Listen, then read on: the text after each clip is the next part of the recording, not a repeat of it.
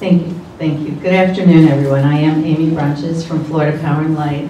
And I want to thank the Taxpayers Association for this opportunity to share a brief update with you on the sale of the Vero Beach electric system to Florida Power and Light. I'm just going to make a few comments, not even 15 minutes, and then I'll be glad to answer a few questions before the forum begins.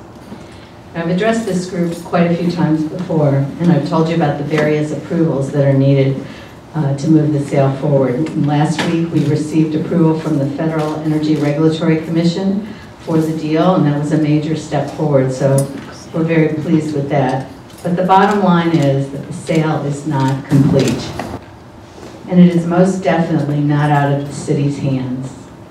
That's why this election is so very important, and I applaud you all for being here.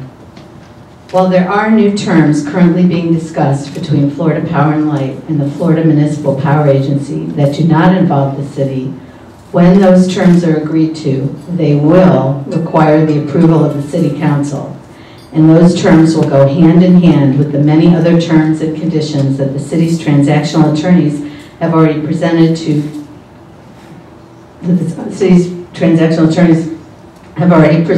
FMPA several months ago.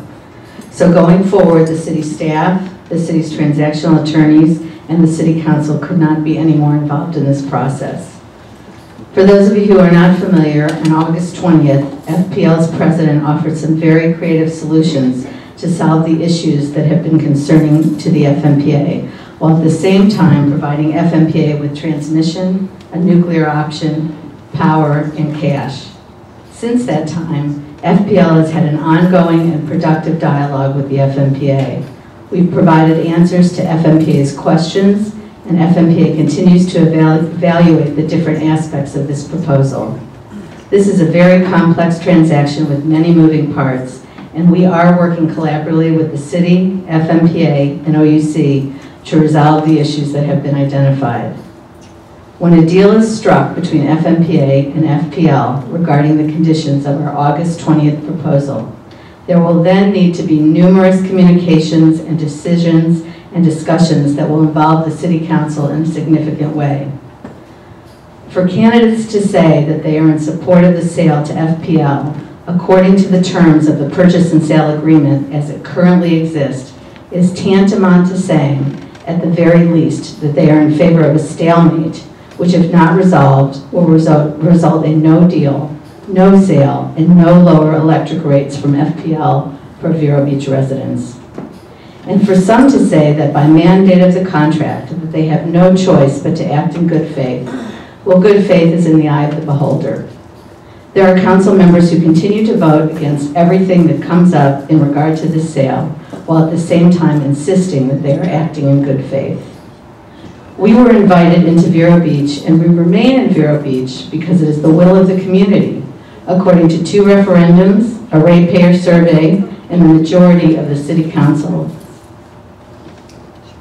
And at the request of the Community Coalition, Citizens for a Better Future, FPL has indeed contributed financially to that group. That is no secret or no big investigative scoop.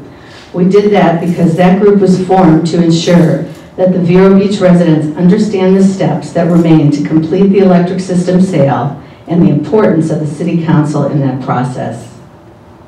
We support the organization's goal of assuring that voters have all the information they need to make an informed decision on their future City Council members.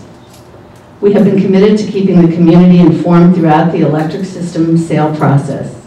It's important that we let the community know that we appreciate their support and we continue to work with the city to bring lower electric bills to Vero Beach. We've come really far together. We've invested a tremendous amount in this process, as has the city.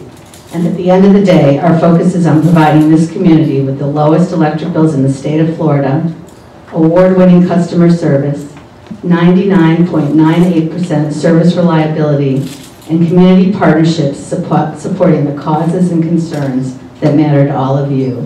So I thank you for this opportunity. That's the update.